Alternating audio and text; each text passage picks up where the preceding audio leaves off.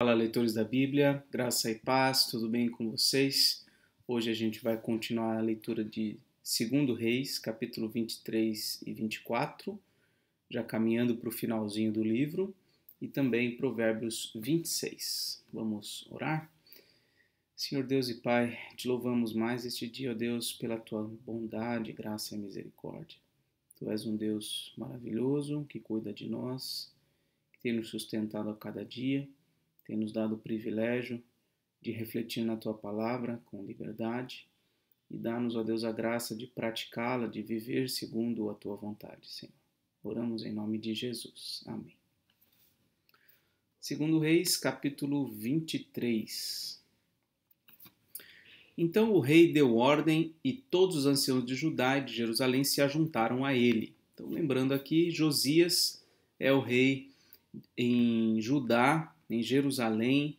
Nesse período aqui, foi durante o seu reinado que ele promoveu a reforma, a restauração do templo, e nessa reforma foi quando se encontrou o livro da lei. Então, foi lida diante dele a lei de Moisés, e ele ficou assustado com o que ele tinha lido, porque ele sabia que a condição espiritual do povo de Deus naqueles dias era a mais precária possível. Consultaram uma profetisa que disse a mesma coisa, né? Então, Josias tem sido um rei muito bom aqui nesse período da história do reinado de Judá. Vamos continuar, versículo 2. O rei subiu à casa do Senhor e com ele foram todos os homens de Judá, todos os moradores de Jerusalém, os sacerdotes, os profetas e todo o povo, desde o menor até o maior. E o rei leu diante deles todas as palavras do livro da aliança que havia sido encontrado na casa do Senhor. Então ele convoca o povo e lê a palavra de Deus para o povo. O rei se pôs em pé junto à coluna, como era o costume dos reis, você já deve ter notado isso em outras passagens que nós já lemos, e fez aliança diante do Senhor para o seguir, guardar os seus mandamentos, os seus testemunhos e os seus estatutos de todo o coração e de toda a alma, cumprindo as palavras desta aliança que estavam escritas naquele livro. E todo o povo concordou com esta aliança. Então, que bênção uma ação como essa, né? Uma aliança sendo renovada, um novo compromisso do povo de Deus em seguir as leis e os mandamentos do Senhor. Versículo 4. Então o rei ordenou ao sumo sacerdote Ilquias, aos sacerdotes da segunda ordem e aos guardas da porta que tirassem do templo do Senhor todos os utensílios que tinham sido feitos para Baal, para o poste da deusa Azerá e para todo o exército dos céus. Então tinha muitos elementos ali no templo que não deveriam estar ali por conta de terem sido feitos para uma adoração pagã. Então ele inicia uma reforma religiosa, eliminando tudo aquilo que não faz parte da verdadeira adoração a Deus. Ele os queimou fora de Jerusalém, nos campos de Cedron, e levou as cinzas para Betel. Josias destituiu os sacerdotes que os reis de Judá haviam escolhido para queimar incenso sobre os lugares altos nas cidades de Judá e ao redor de Jerusalém, bem como os que queimavam incenso a Baal, ao sol, à lua, aos planetas e a todo o exército dos céus. Então, veja, até sacerdotes foram instituídos, foram nomeados, mesmo sem fazer parte da linhagem levítica, para servirem a esses deuses falsos. Também tirou da casa do Senhor o poste da deusa Azerá, que levou para fora de Jerusalém até o vale de Cedron, onde o queimou e o reduziu a pó, que lançou sobre as sepulturas do povo simples.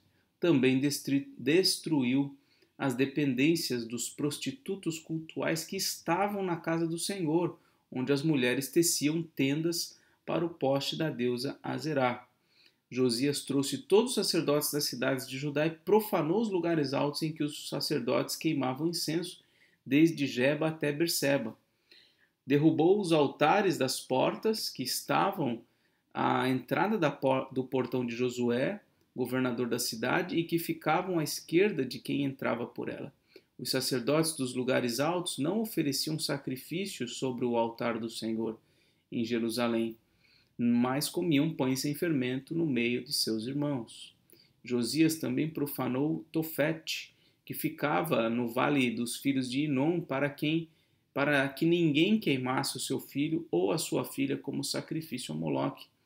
Também tirou os cavalos que os reis de Judá tinham dedicado ao sol, à entrada da casa do Senhor, perto da câmara de Natã-Meleque, o camareiro, a qual ficava no átrio, e queimou os carros dedicados ao sol.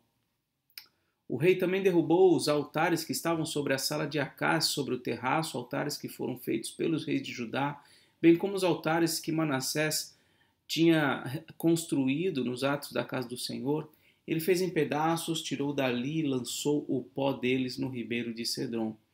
O rei profanou também os lugares altos que estavam a leste de Jerusalém, ao sul do monte da destruição, os quais Salomão, rei de Israel, havia construído para Astarote. Olha só, o próprio Salomão iniciou também essa idolatria. Ele construiu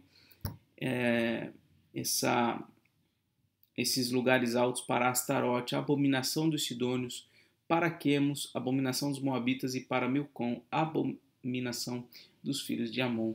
Semelhantemente, fez em pedaços as colunas, cortou os postes da deusa Zerá e encheu de ossos humanos o lugar onde havia estado.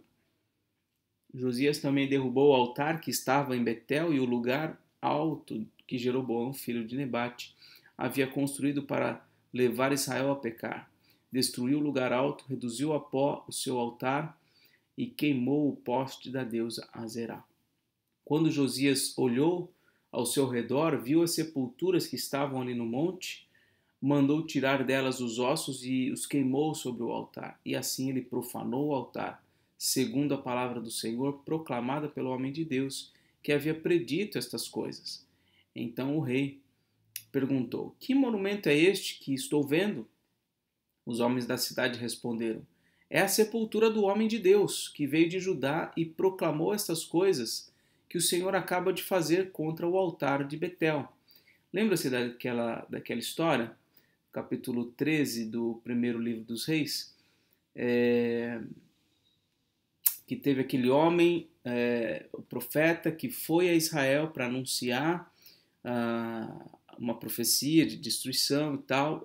O Senhor disse para ele não comer lá, não ficar lá, e um outro profeta, um profeta velho, veio e convenceu ele a voltar e a comer lá, e por isso ele foi morto por um leão. Então ali é aquela sepultura. Josias disse: deixem-no estar. Então ele não mexeu naquela sepultura.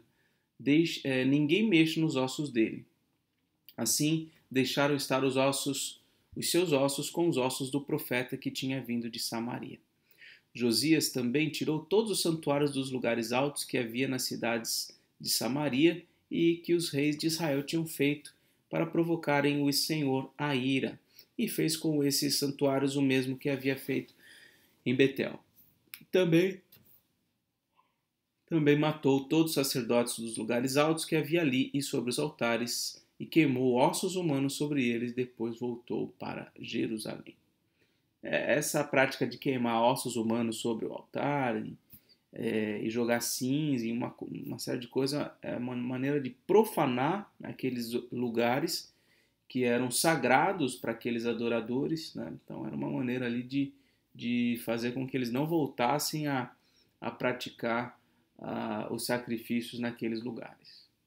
E a Páscoa? Bom, a Páscoa, imagina, né? Se eles já estavam sem o livro da lei há tanto tempo e foi descoberto, né, naqueles dias, imagina a celebração da Páscoa, a celebração da circuncisão, tantas outras festas importantes. Tudo isso foi deixado de lado, né? Certamente não era uma prática comum naqueles dias.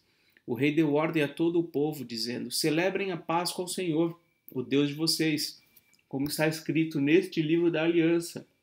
Porque, olha só, nunca se celebrou uma Páscoa como esta desde os dias dos juízes que julgaram Israel, nem durante os dias dos reis de Israel, nem nos dias dos reis de Judá. Porém, no 18º ano do reinado de Josias, esta Páscoa foi celebrada ao Senhor em Jerusalém. Olha só, nem no período dos juízes, que é anterior aos dias de Samuel, aos dias de Davi, de Saul, de Salomão, nem nos dias dos próprios reis, Davi, Saul, Salomão, nem nos dias do reino dividido. Está dizendo, nunca foi feita uma Páscoa como essa. Então, a gente vê realmente a negligência do povo, né, por algo que era tão importante. Josias também eliminou os médiuns, os feiticeiros, os ídolos do lar, os ídolos e todas as abominações que se viam na terra de Judá e em Jerusalém, para cumprir as palavras da lei que estavam escritas no livro que o sacerdote Ilquias havia achado na casa do Senhor.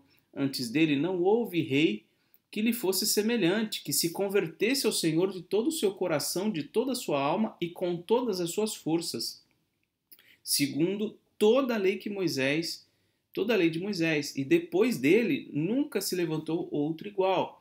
Quer dizer, Josias é um exemplo aqui de conversão ao Senhor, de todo o seu coração, alma e força. Por quê?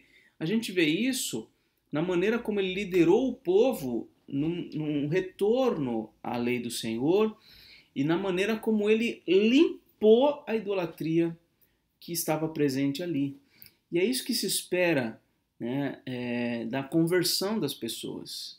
A gente lê no livro de Atos, a gente vê, por exemplo, no primeiro capítulo da primeira carta aos Tessalonicenses, quando existe conversão, no livro de Atos, se não me engano, é o capítulo 19.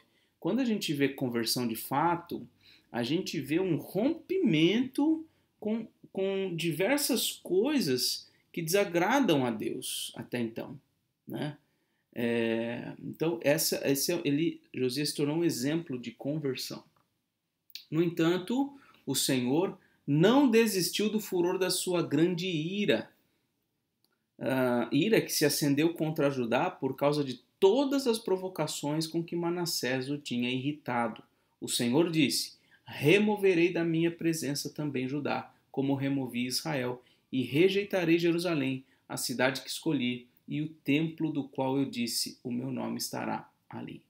Então, mesmo Josias agindo da maneira como agiu, o Senhor não mudou de ideia em relação à destruição de Jerusalém, à rejeição do seu povo, né? Então, eles de fato, vai chegar um momento, eles de fato vão ser exilados. Quanto aos demais atos de Josias e a tudo o que fez, não está tudo escrito no livro da história dos reis de Judá? Nos dias de Josias, Faraó Neco, rei do Egito, marchou em direção ao rio Eufrates para ajudar o rei da Assíria. O rei Josias saiu para lutar contra ele, mas Faraó Neco o matou em Megido, no primeiro encontro. De Megido, seus servos o levaram morto e num carro transportaram para Jerusalém, onde o sepultaram no seu túmulo. O povo da terra tomou Joacás, filho de Josias, e o ungiu e o fez rei em lugar de seu pai. Então Josias, esse homem, esse rei incrível, né, da história, ele acaba sendo então morto por Faraó, o rei do Egito, Faraó Neco. Joacás, o filho de Josias, tinha 23 anos de idade quando começou a reinar e reinou 3 meses em Jerusalém. A mãe dele se chamava Amutal e era filha de Jeremias, de Libna. Joacás fez o que era mal aos olhos do Senhor, segundo tudo o que seus pais haviam feito. Porém, Faraó Neco mandou prendê-lo em Ribla, na terra de Amate, para que não reinasse em Jerusalém, e impôs à terra um tributo de 3.400 quilos de prata e 34 quilos de ouro. Faraó Neco colocou Eliaquim, filho de Josias, como rei em lugar de Josias, seu pai, e mudou o nome dele para Jeoaquim, mas levou Joacás consigo para o Egito, onde ele morreu. Olha a bagunça aí. O povo, né, diz aqui o finalzinho aqui, o povo da terra, no versículo 30, tomou Joacás, o filho de Josias, para pôr lá como rei. Só que o faraó falou, não, Joacás não vai ser rei. prendeu Joacás, levou ele embora, prendeu ele para o Egito, onde ele veio a morrer. E o próprio faraó Neco colocou o Eliaquim, que era um outro filho de Josias, para reinar, olha só, para reinar sobre Jerusalém. E ele, o rei do Egito, o faraó Neco, mudou o nome dele para Jeoaquim, que é assim que ele é chamado aqui na Bíblia. Tá? Versículo 35. Jeoaquim entregou aquela prata e aquele ouro a Faraó. Quer dizer, ele fez um acordo, o Faraó fez um acordo com esse homem, o colocou lá como rei para que ele pagasse o tributo para o Egito. Mas, para dar esse dinheiro segundo a ordem de Faraó, Jeoaquim estabeleceu um imposto sobre a terra. Do povo da terra exigiu prata e ouro, de cada um segundo as suas posses, para o dar a Faraó Neco. Jeoaquim tinha 25 anos de idade quando começou a reinar e reinou 11 anos em Jerusalém. A mãe dele se chamava Zebida e era filha de Pedaías de Ruma. Jeoaquim fez o que era mal aos olhos do Senhor, segundo tudo o que seus pais haviam feito. Capítulo 24. Foi durante o reinado de Jeoaquim que Nabucodonosor, rei da Babilônia, veio contra Judá. Então foi no reinado dele, desse homem colocado lá pelo rei do Egito, que veio então o Nabucodonosor para dominar Jerusalém. Durante 3 anos, Jeoaquim foi servo de Nabucodonosor, mas depois se revoltou contra ele. O Senhor enviou contra Jeoaquim bandos de caldeus, sírios, moabitas e amonitas. Olha só, o Senhor estava irado contra o seu povo e contra esse homem perverso também, mau, tanto quanto os seus antepassados, exceto Josias e outros que foram bons reis. Então, Deus mandou bandos de inimigos, de vários lugares diferentes. Ele os enviou contra Judá para destruir o povo, conforme a palavra que o Senhor tinha falado por meio dos seus servos, os profetas. Na verdade, isso aconteceu com Judá por ordem do Senhor, que removeu o povo da sua presença por causa de todos os pecados cometidos por Manassés. Manassés foi um pivô importante na decisão, vamos dizer assim, de Deus em destruir Jerusalém. E também por causa do sangue inocente que ele derramou, com o qual encheu a cidade de Jerusalém. Por isso o Senhor não quis perdoar. Quanto aos demais atos de Jeoaquim, a tudo que fez, não está tudo escrito no livro da história dos reis de Judá? Jeoaquim morreu e Joaquim, seu filho, reinou em seu lugar. Então agora, novo rei Joaquim, o rei que é diferente do Jeoaquim. O rei do Egito nunca mais saiu da sua terra, porque o rei da Babilônia tomou tudo que era dele, desde o ribeiro do Egito até o rio Eufrates. Então veja, até algum tempo atrás, o principal inimigo de Israel e de Judá era a Assíria. O Império Assírio foi grande. Agora um novo poder se apresenta, maior do que o poder da Assíria, que é o poder babilônico. Ok? Versículo 8. Joaquim tinha 18 anos de idade quando começou a reinar e reinou 3 meses em Jerusalém. A mãe dele se chamava Neusta e era filha de Eunatã de Jerusalém. Joaquim fez o que era mal aos olhos do Senhor, como seu pai havia feito antes dele. Naquele tempo, os servos de Nabucodonosor, rei da Babilônia, subiram a Jerusalém e a cidade foi cercada. Nabucodonosor, rei da Babilônia, veio à cidade quando os seus servos a sitiavam. Então Joaquim, o rei de Judá, acompanhado de sua mãe, veja, um menino novinho, 18 anos, seus servos, seus príncipes, seus oficiais, se entregou ao rei da Babilônia. E o rei da Babilônia, no 8º ano do seu reinado, o levou cativo. Levou dali todos os tesouros da casa do Senhor e os tesouros do palácio real, e conforme o Senhor tinha dito, cortou em pedaços todos os utensílios de ouro que Salomão, rei de Israel, tinha feito para o templo do Senhor. Nabucodonosor levou cativa toda Jerusalém, bem como todos os príncipes, todos os homens valentes, todos os artífices e ferreiros, ao todo 10.000. Ninguém ficou a não ser o povo pobre da terra. Então, todos os principais homens e mulheres, todos os príncipes, todo o pessoal que tinha habilidade com alguma coisa importante foi levado, ficou lá o povo da terra, o povo bem mais pobre.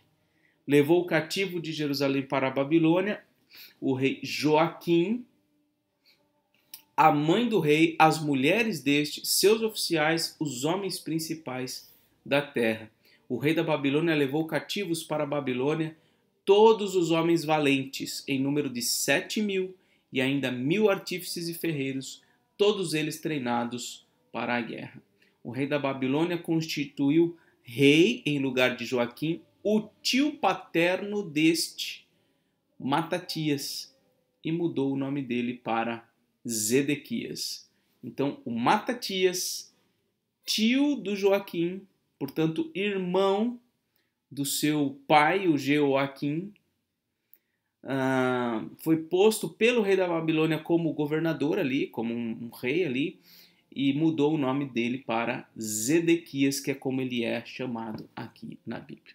Então, veja, de novo, Nabucodonosor veio e levou todos os principais para a Babilônia e deixou lá um rei, o Zedequias, o nome dele era Matatias, mudou para Zedequias e ele então vai governar ali. Essa é a primeira leva de gente que vai para a Babilônia. Zedequias tinha 21 anos de idade quando começou a reinar e reinou 11 anos em Jerusalém. A mãe dele se chamava Amutal e era filha de Jeremias de Líbina. Zedequias fez o que era mau aos olhos do Senhor, segundo tudo que Joaquim havia feito. E aí a queda de Jerusalém foi por causa da ira do Senhor contra Jerusalém e contra Judá que isto aconteceu, a ponto de os rejeitar de sua presença. Zedequias rebelou-se contra o rei da Babilônia. Então esse rei Zedequias, posto lá por Nabucodonosor, se rebelou contra a Babilônia, contra o rei da Babilônia. E aí a gente vai continuar lendo essa história na próxima leitura. Agora vamos para Provérbios capítulo 26. O tolo. Como a neve no verão e como a chuva no tempo da colheita, assim a honra não fica bem a um tolo. Neve vai bem no verão? Chuva vai bem no tempo da colheita? Não dá certo, são coisas que não combinam, né? Da mesma forma, a honra não fica bem com um tolo. Ah, se o Brasil soubesse disso. Como o pássaro que foge e como a andorinha do seu voo, assim a maldição sem motivo não se cumpre.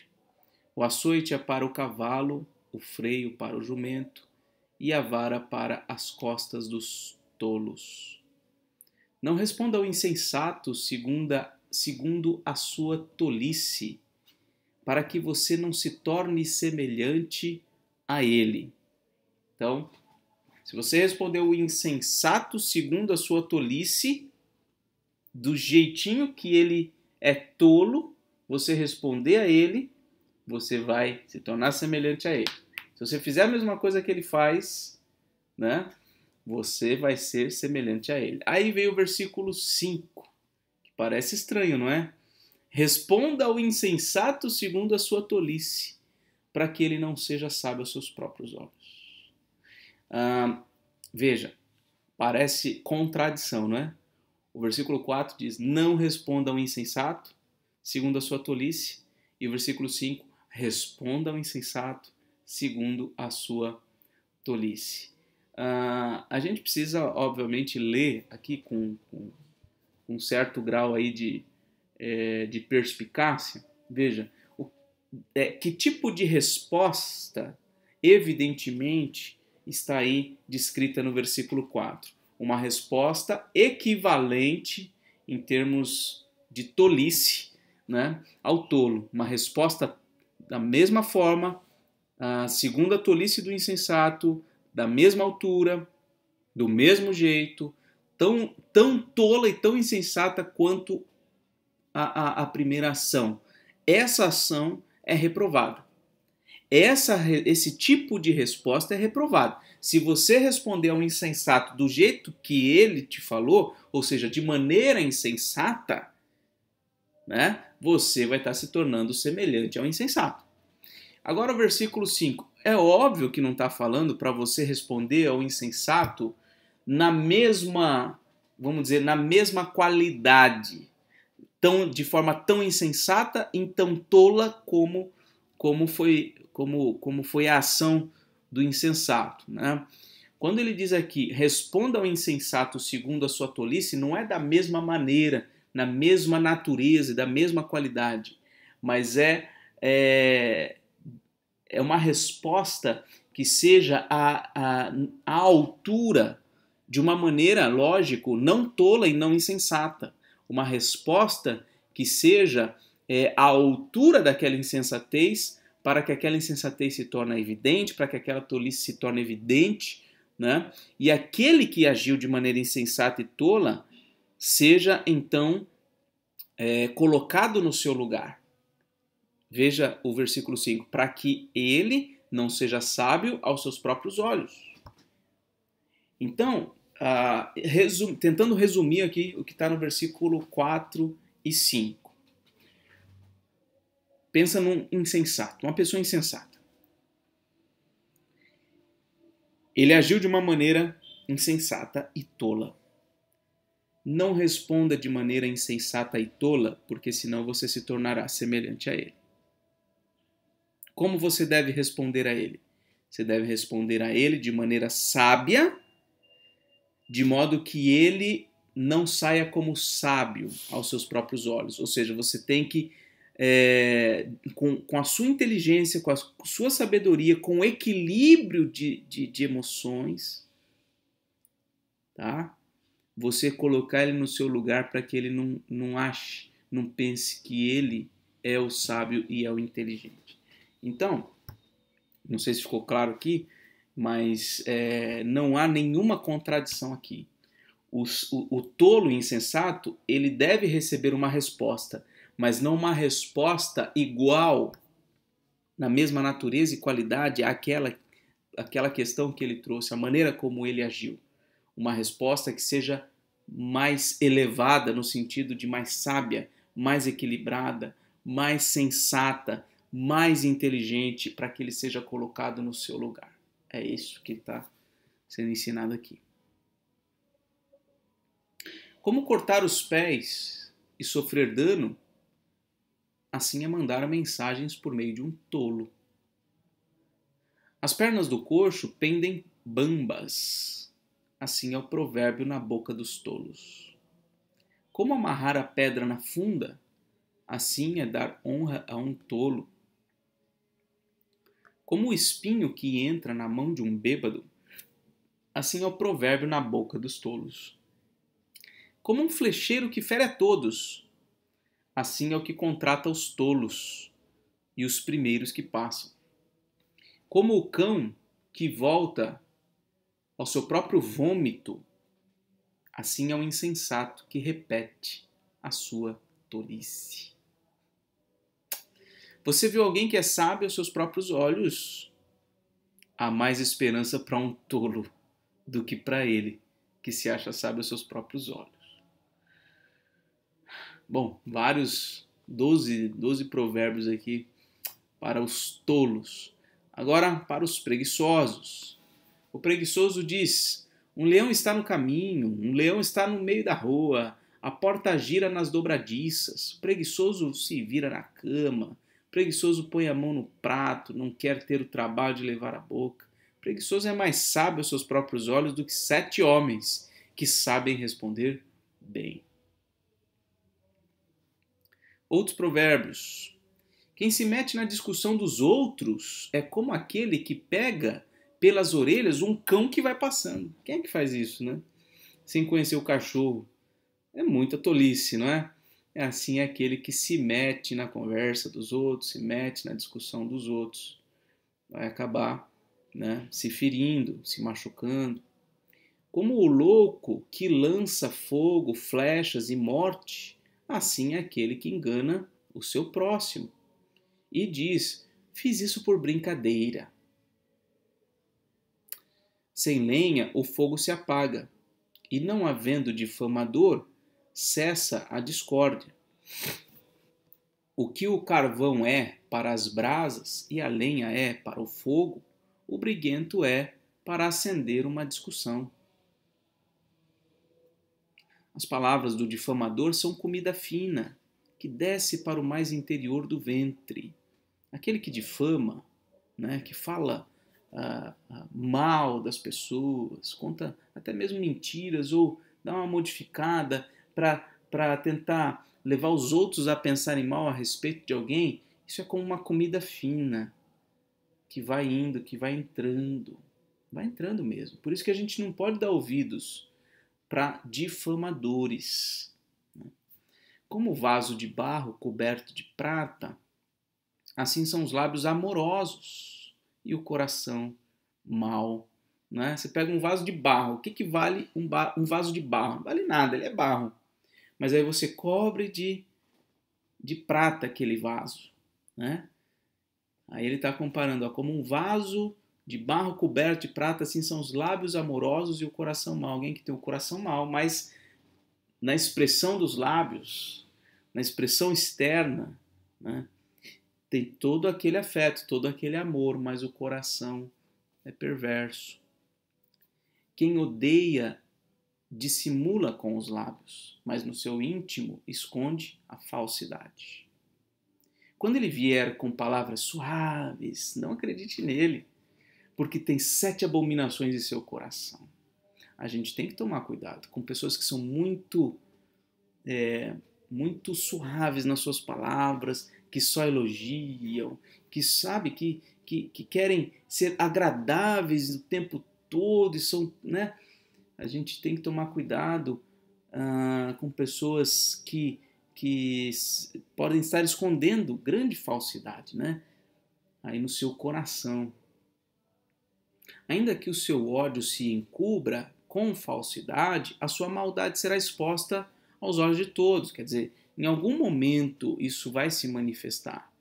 Né? Em algum momento, quando houver uma situação mais delicada, aquela maldade, aquele coração vai se manifestar.